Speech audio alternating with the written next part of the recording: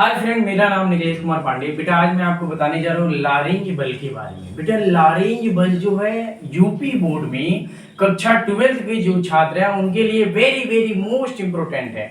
तो मैं उन सभी छात्रों से कहूँगा बेटा कि मैं जो लारेंज बल के बारे में बताता हूँ, अगर कहीं आपको कोई डाउट हो तो बेटा कमेंट के माध्यम से आप पूछ सकते हैं। आइए देखा जाए, मैं आपका बहुत ही कम समय में लारेंज बल को डिफाइन करूंगा। मैं लारेंज बल को परिभाषित करूंगा, उसके बाद में गणितीय व्याख्या के बारे में बताऊंगा। चलिए आइए देखिए बेटा, हेडिंग हमारा है लारेंज बल। ऊपर दिख रहा है, मैंने परिभाषा लिखा है कि जब कोई आवेश किसी चुंबकीय क्षेत्र में गति करता है तो उस पर एक बल कार्य करता है जिसे हम चुंबकीय लारेंज बल कहते हैं।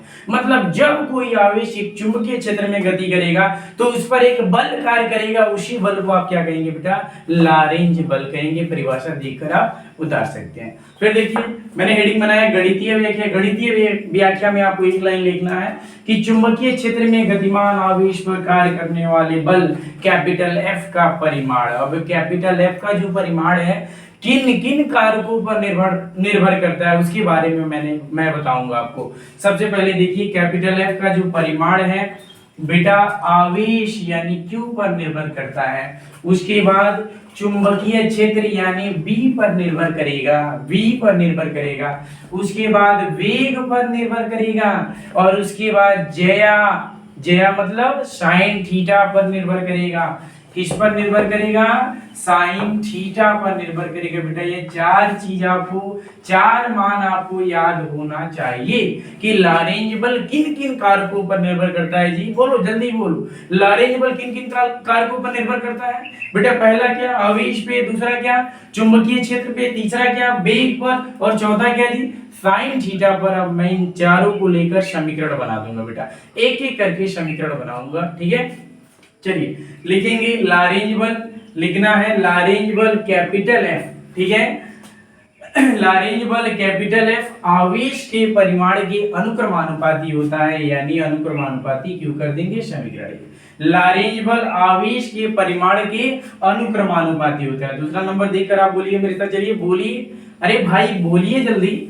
बेटा लारेंज बल जो है कैपिटल एफ जो है क्या है? V यानी चुंबकीय क्षेत्र के अनुक्रमानुपाती होता है। लारेंज बल चुंबकीय क्षेत्र के क्या होता है? अनुक्रमानुपाती होता है। तीसरा नंबर देखिए, लारेंज बल जो है वेग के अनुक्रमानुपाती होता है।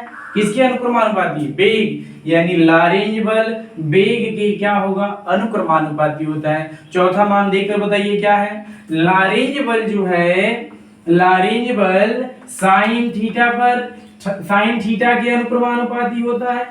लारेंज बल साइन थीटा के क्या होता है? अनुक्रमानुपाती होता है। इन चारों को हम एक सम्मिलित रूप में व्यक्त कर देंगे, यानी एक साथ लिख देंगे। ठीक है, चारों समीकरण को लिखेंगे बेटा यहाँ पे, चारों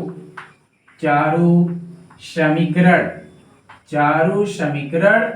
को एक साथ लिखने पर, एक क्या बेटा बोलो मेरे साथ, एक साथ लिखने पर, एक साथ क्या करने पर जी? लिखने पर। चलो बेटा चारों समीकरण में देखो एफ हर जगह दिख रहा है बेटा, आपको कैपिटल एफ लिख लेना है। सिंबल सेम है, आपको सिंबल बना लेना है बेटा। अब इन सबको एक साथ लिख देना है। पहले लिखेंगे Q लिखेंगे, फिर V लिखेंगे, फिर क्या बेटा वेग V लिखेंगे, और उसके बाद क्या लिखेंगे? साइन थीटा लिखेंगे। यानी आप यहाँ पे लगा लेंगे क्या? Sine theta. अब ध्यान दीजिए बेटा, अब इस सिंबल को मैं हटाऊंगा, अनुक्रमानुपाती के सिंबल को जब हटाऊंगा तो एक आनुपातिक नियतांक होगा, नियतांक आएगा। क्या आएगा? एक आनुपातिक नियतांक आएगा जिसको K कहते हैं, और K का मान हमारा क्या होता है? 1 होता है। ठीक है, तो मैं हटा रहा हूं इसको, लिखूंगा F बराबर, इस सिंबल को मैंने हटाया तो K आया, और यहाँ पे Q V और क्या दी बेटा? साइन थीटा आया। ठीक, अब इसमें हम क्या करेंगे? K बराबर लिख देंगे 1, यानी K हमारा एक आनुपातिक नियतांक है और उसका मान हमारा 1 होता है। तो चलिए इसमें K की जगह पे 1 भरिए तो बनेगा F बराबर, क्या बनेगा बेटा? F बराबर बनेगा Q V और क्या दी? Sine theta. यही लारेंज बल का गणितीय रूप है। यही लारेंज बल का क्या है? गणितीय रूप है। अब चलिए इसको सदिश रूप में व्यक्त किया जाए। अब हम देखेंगे कि इसको सदिश रूप में कैसे व्यक्त करेंगे। चलिए आप एक छोटी सी हेडिंग बनाइए, मैं इधर साइड में लिख दे रहा हूं बेटा, इनको मैं मिटा दे रहा हूं, ठीक है। चलिए आप लिखेंगे सदिश, क्या लिखेंगे, सदिश रूप में, सदिश रूप में। चलिए सदिश रूप में इनको व्यक्त कीजिए बेटा, तो लिखेंगे कैपिटल एफ के ऊपर आप एक एरो लगा दीजिए, ठीक है, एरो लगा देना है। उसके बाद क्या है, क्यू को आप बाहर कर लेंगे और वी साइन थीटा को आप ब्रैकेट में कर लीजिए। चलिए अब यह कैपिटल एफ एरो लगाइए बेटा, क्यू को बाहर कीजिए और वी यानी चुंबकीय क्षेत्र और वेग के ऊपर आप एरो लगा दीजिए, साइन थीटा गायब हो जाएगा, हट जाएगा बेटा। तो यह हो जाएगा वी बेटा, क्रॉस लगा दीजिए, ठीक है।